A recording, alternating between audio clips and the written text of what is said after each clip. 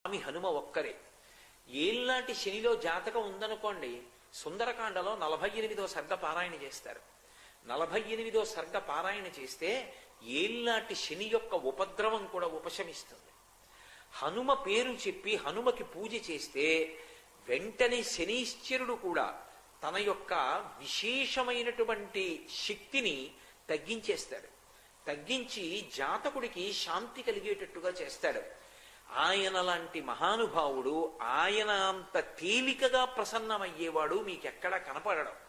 హనుమ విషయంలో మీకు ఎదురుగుండా ఒక మూర్తిని కూడా పెట్టి పూజ చెయ్యక్కర్లేదు.